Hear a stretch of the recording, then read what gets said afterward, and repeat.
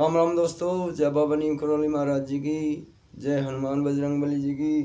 तो दोस्तों, आशा है कि आपके ऊपर भी बाबा जी की बहुत ही कृपा होगी। बाबा जी बड़े दयालु हैं, इनकी महिमा का कोई पार नहीं है। दोस्तों, ये हनुमत स्वरूप हैं, राम जी के भक्त हैं। तो दोस्तों, आज मैं आपको श्रीमद् वाल्मीकि रामायण महात्म्य का दूसरा अध्याय का वर्णन करूँगा। तो मैं भगवान राम जी से नमन करता हूँ, बाबा नीम करौली जी और हनुमान जी से प्रार्थना करता हूँ कि अगर मुझसे इसमें पूरी रामायण जितनी भी करूँगा तो जब तक भी मेरे से होगी पढ़ूँगा। अगर इसमें कोई मुझसे त्रुटि हो जाती है, मेरे भगवान मुझे क्षमा कर देना। अपने बच्चे को, अपने बालक को कोई गलती हुई तो उसे क्षमा कर देना मेरे भगवान। जय श्री राम, जय बाबा नीम करौली महाराज जी की। तो दोस्तों, ये श्रीमद् वाल्मीकि रामायण महात्म्य का दूसरा अध्याय है। नारद सनत कुमार संवाद। सुदामा या सोमदत्त नामक ब्राह्मण को राक्षसत्व की प्राप्ति तथा रामायण कथा श्रवण द्वारा उससे उद्धार। तो दोस्तों, शुरू करते हैं। ये दूसरा अध्याय है महात्म्य का। ऋषियों ने पूछा, महामुनि देव ऋषि नारद मुनि ने सनत कुमार जी से रामायण संबंधी संपूर्ण धर्मों का किस प्रकार वर्णन किया था। उन दोनों ब्रह्मवादी महात्माओं का किस क्षेत्र में मिलन हुआ था, तात वे दोनों कहाँ ठहरे थे। नारद जी ने उनसे जो कुछ कहा था वह सब आप हम लोगों को बताइए। सूत जी ने कहा, मुनिवरों, सनकादि महात्मा भगवान ब्रह्मा जी के पुत्र माने गए हैं। उनमें ममता और अहंकार का तो नाम भी नहीं है। वे सब के सब उद्धर्वरेता नैष्ठिक ब्रह्मचारी हैं। मैं आप लोगों से उनके नाम बताता हूँ, सुनिए। सनक, सनंदन, सनत कुमार और सनातन, ये चारों सनकादि माने गए हैं। वे भगवान विष्णु के भक्त और महात्मा हैं। सदा ब्रह्मा के चिंतन में लगे रहते हैं। बड़े सत्यवादी हैं। सहस्रों सूर्यों के समान तेजस्वी एवं मोक्ष के अभिलाषी हैं। एक दिन वे महातेजस्वी ब्रह्मपुत्र सनकादि ब्रह्मा जी की सभा देखने के लिए मेरु पर्वत के शिखर पर गए। वहाँ भगवान विष्णु के चरणों में प्रकट हुई परम पुण्यवादी पुण्यमयी गंगा नदी, जिन्हें सीता भी कहते हैं, बह रही थी। उनका दर्शन करके वे तेजस्वी महात्मा उनके जल में स्नान करने को उद्यत हुए। ब्राह्मणों, इतने में ही देवर्षि नारद मुनि भगवान के नारायण आदि नामों का उच्चारण करते हुए वे वहाँ पहुँचे। वे नारायण, अच्युत, अनंत, वासुदेव, जनार्दन, यज्ञेश, यज्ञ पुरुष, राम, विष्णु, आपको नमस्कार है। इस प्रकार भगवान नाम का उच्चारण करके संपूर्ण जगत को पवित्र बनाते और एकमात्र लोक पावनी गंगा की स्तुति करते हुए वहाँ आए। उन्हें आते देख महातेजस्वी सनकादि मुनियों ने उनकी यथोचित पूजा की तथा नारद जी ने भी उन पर मुनियों को मस्तक झुकाया। तदनंतर वहाँ मुनियों की सभा में सनत कुमार जी ने भगवान नारायण के परम भक्त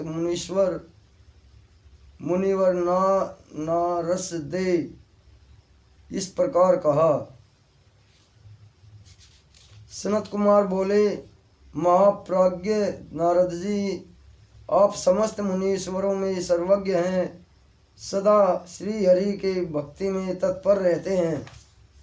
अतः आपसे बढ़कर दूसरा कोई नहीं है। इसलिए मैं पूछता हूँ, जिनसे समस्त चराचर जगत की उत्पत्ति हुई है, तथा ये गंगा जी जिनके चरणों से प्रकट हुई है, उन श्री हरि के स्वरूप का ज्ञान कैसे होता है? उन श्री हरि के स्वरूप का ज्ञान कैसे होता है, ये हमें आप बताएं। यदि आपकी हम लोगों पर कृपा हो तो हमारे इस प्रश्न का यथार्थ रूप से विवेचन कीजिए। नारद जी ने कहा, जो परसे से भी परतर है, उन परम देव श्री राम को नमस्कार है, जिनका निवास स्थान परम धाम उत्कृष्ट से भी उत्कृष्ट है, तथा जो सद्गुण और निर्गुण रूप है, उन श्री राम को मेरा नमस्कार है। ज्ञान अज्ञान, धर्म अधर्म, विद्या अविद्या, ये सब इनके अपने ही स्वरूप हैं, तथा जो सबके आत्मरूप हैं, उन आप परमेश्वर को नमस्कार है। जो दैत्यों का विनाश और नरका का अंत करने वाले हैं, जो अपने हाथ के संकेत मात्र से अथवा अपनी भुजाओं के बल से धर्म की रक्षा करते हैं, पृथ्वी के भार का विनाश जिनका मनोरंजन मात्र है, और जो उस मनोरंजन की सदा अभिलाषा रखते हैं, उन रघुकुल दीप श्री राम देव जी को मैं नमस्कार करता हूँ, जो एक होकर भी चार स्वरूपों में अवतरित होते हैं, जिन्होंने वानरों को साथ लेकर राक्षस सेना का संहार किया है। उन दशरथ नंदन श्री रामचंद्र जी का मैं भजन करता हूँ। भगवान श्री राम ऐसे ऐसे अनेक चरित्र हैं, जिनके नाम करोड़ों वर्षों में भी नहीं गिनाए जा सकते, जिनके नाम की महिमा मनु और मुनीश्वर भी पार नहीं पा सकते। वहाँ मेरे जैसे शुद्र जीव की पहुँच कैसे हो सकती है? जिनके नाम के स्मरण मात्र से बड़े बड़े पातकी भी पावन बन जाते हैं, उन परमात्मा का स्तवन मेरे जैसा तुच्छ बुद्धि वाला प्राणी कैसे कर सकता है? जो द्विज घोर कलयुग में रामायण कथा का आश्रय लेते हैं, वे ही कृत हैं, उनके लिए तुम्हें सदा नमस्कार करना चाहिए। सनत कुमार जी ने कहा, भगवान की महिमा को जानने के लिए कार्तिक माघ और चैत्र के शुक्ल पक्ष में रामायण की अमृतमयी कथा का नवाह श्रवण करना चाहिए। ब्राह्मण सुदास गौतम के शाप से राक्षस शरीर को प्राप्त हो गए थे, परंतु रामायण के प्रभाव से ही उन्हें उस शाप से छुटकारा मिला था। सनत कुमार ने पूछा, मुनि श्रेष्ठ, संपूर्ण धर्मों का फल देने वाली रामायण कथा का किसने वर्णन किया है? सोदास को गौतम द्वारा कैसे शाप प्राप्त हुआ? फिर वे रामायण के प्रभाव से किस प्रकार शाप मुक्त हुए थे? मुने, यदि आपका हम लोगों पर अनुग्रह हो तो सब कुछ ठीक ठाक बताइए। इन सारी बातों से हमें अवगत कराइए, क्योंकि भगवान की कथा वक्ता और श्रोता दोनों के पापों का नाश करने वाली है। नारद जी ने कहा, ब्राह्मण, रामायण का प्रादुर्भाव महर्षि वाल्मीकि के मुख से हुआ है। तुम उसी को श्रवण करो। रामायण की अमृतमयी कथा का श्रवण 9 दिनों में करना चाहिए। सत्ययुग में एक ब्राह्मण थे, जिन्हें धर्म कर्म का विशेष ज्ञान था। उनका नाम था सोमदत्त। वे सदा धर्म के पालन में ही तत्पर रहते थे। वे ब्राह्मण सोदास नाम से भी विख्यात थे। ब्राह्मण ने ब्रह्मावादी गौतम मुनि से गंगा जी के मनोरम तट पर संपूर्ण धर्मों का उपदेश सुना था। गौतम ने पुराणों और शास्त्रों की कथाओं द्वारा उन्हें तत्व का ज्ञान कराया था। सोदास ने गौतम से उनके बताए हुए संपूर्ण धर्मों का श्रवण किया था। एक दिन की बात है, सोदास परमेश्वर शिव की आराधना में लगे हुए थे। उसी समय वहाँ उनके गुरु गौतम जी आ पहुँचे।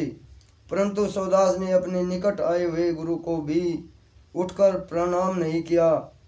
परम बुद्धिमान गौतम तेज के निधि थे। वे शिष्य के बर्ताव से रुष्ट न होकर शांत ही बने रहे। उन्हें यह जानकर प्रसन्नता हुई कि मेरा शिष्य सौदास शास्त्रोक्त कर्मों का अनुष्ठान करता है, किंतु सौदान ने जिनकी आराधना की थी वे संपूर्ण जगत के गुरुदेव महादेव शिव की गुरु की अवहेलना से होने वाली पाप को न सह सके। उन्होंने सौदास को राक्षस की योनि में जाने का शाप दे दिया।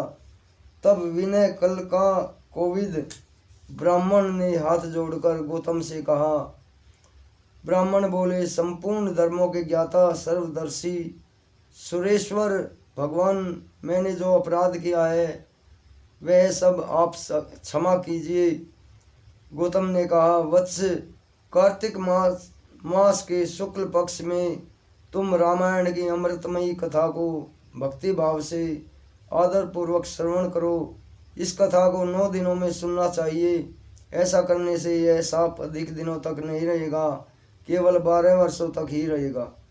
ब्राह्मण ने पूछा, रामायण की कथा किसने कही है तथा उसमें कितने चरित्रों का वर्णन किया गया है?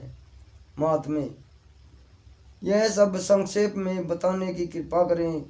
यूँ कहकर मन ही मन प्रसन्न हो सौदास ने गुरु के चरणों में प्रणाम किया। गौतम ने कहा, ब्राह्मण सुनो, रामायण काव्य का निर्माण वाल्मीकि मुनि ने किया है। जिन भगवान श्री राम ने अवतार ग्रहण करके रावण आदि राक्षसों का संहार किया और देवताओं का कार्य संवारा, उन्हीं के चरित्र का रामायण काव्य में वर्णन है। तुम उसी का श्रवण करो। कार्तिक मास के शुक्ल पक्ष में 9वें दिन अर्थात प्रतिपदा से नवमी तक रामायण की कथा सुननी चाहिए। वह समस्त पापों का नाश करने वाली है। 40 से 41 ऐसा कहकर पूर्ण काम गौतम ऋषि अपने आश्रम को चले गए। इधर सोमदत्त तथा सुदास नामक ब्राह्मण ने दुख मग्न होकर राक्षस शरीर का आश्रय लिया। वे सदा भूख प्यास पीड़ित तथा क्रोध से वशीभूत रहते। उनके शरीर का रंग कृष्ण पक्ष की रात के समान काला था। वे भयानक राक्षस होकर निर्जन वन में भ्रमण करने लगे। वहाँ वे नाना प्रकार के पशुओं, मनुष्यों, सांपों, बिच्छू आदि जंतुओं, पक्षियों और वानरों को बलपूर्वक पकड़कर खा जाते थे। ब्रह्मा ऋषियों उस राक्षस के द्वारा यह पृथ्वी बहुत सी हड्डियों का तथा लाल पीले शरीर वाले रक्तपात प्रेतों से परिपूर्ण हो अत्यंत भयंकर दिखाई देने लगी। 6 महीने में ही 100 योजन विस्तृत भूभाग को अत्यंत दुखित करके वह राक्षस पुनः दूसरे किसी वन में चला गया और वहाँ भी वह प्रतिदिन नर मांस का भोजन करता रहा। संपूर्ण लोगों के मन में भय उत्पन्न करने वाला वह राक्षस घूमता घामता नर्मदा जी के तट पर जा पहुंचा।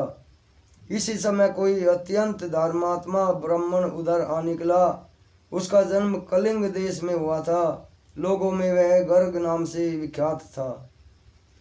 कंधे पर गंगा जल लिए भगवान विश्वनाथ की स्तुति तथा श्री राम नामों का गान करता हुआ वह ब्राह्मण बड़े हर्ष और उत्साह में भरकर उस पुण्य प्रदेश में आया था।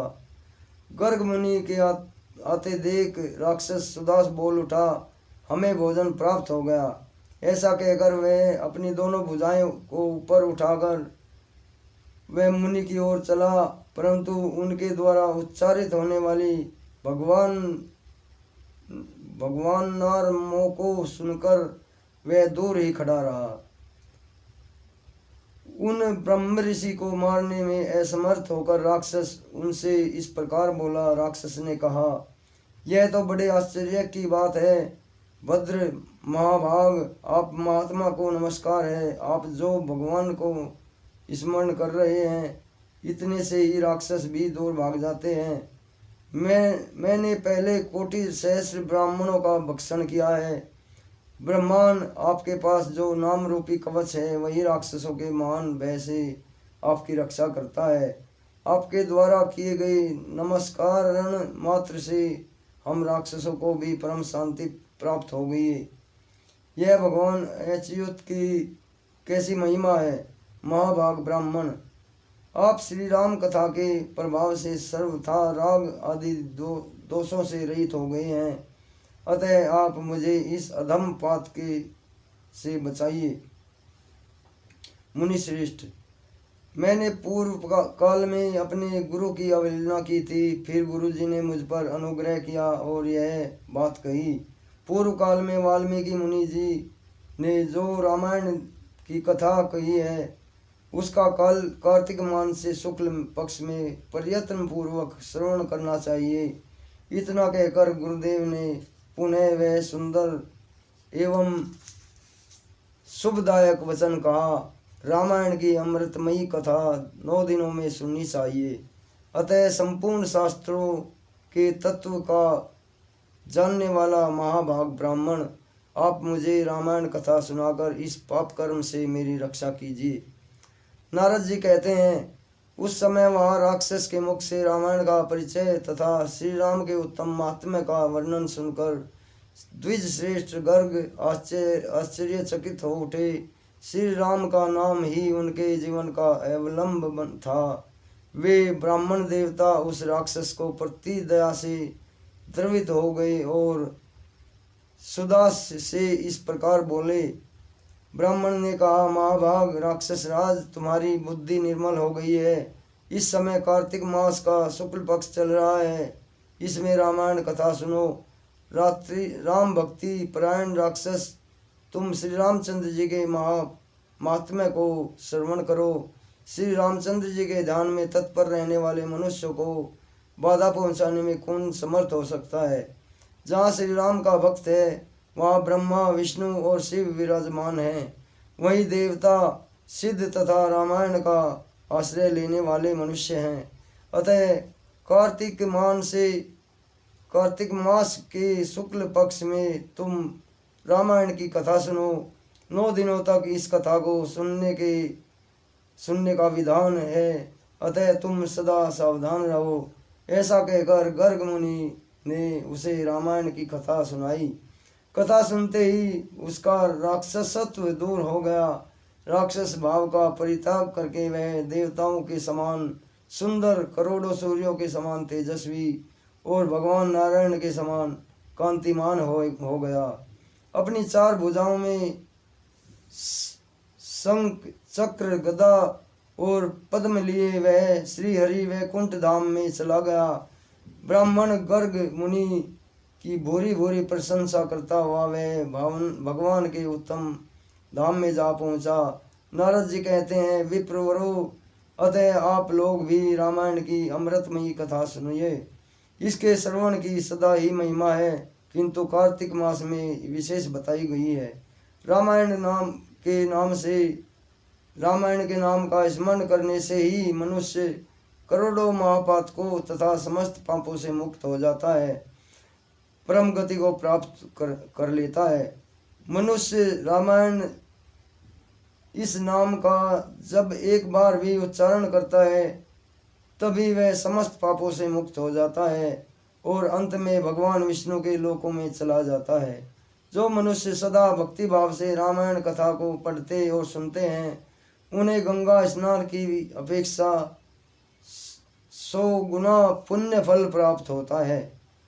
तो इस प्रकार श्री स्कंद पुराण के उत्तरखंड में नारद सनत कुमार संवाद के अंतर्गत वाल्मीकि रामायण महात्म्य के प्रसंग में राक्षस का उद्धार नामक दूसरा अध्याय पूरा हुआ। तो दोस्तों, ये श्रीमद् वाल्मीकि रामायण महात्म्य का दूसरा अध्याय पूरा हुआ। मुझसे कोई गलती होगी वो मैं श्री राम जी के चरणों में क्षमा मांगता हूँ। बाबा नीम करोली जी, हनुमान जी, सभी देवी देवता मुझे क्षमा करें। इस महाकाव्य का मैं सम्मान कर सकूं और अच्छी तरह से इसका वर्णन कर सकूं, आपके सामने पेश कर सकूं, आपको सुना सकूं। तो दोस्तों अभी आज्ञा लेता हूँ। सभी दोस्तों को, सभी भाइयों को, सभी भक्तों को राम राम। जय बाबा नीम करोली महाराज जी की जय। जय बजरंग बली। हे मेरे भगवान।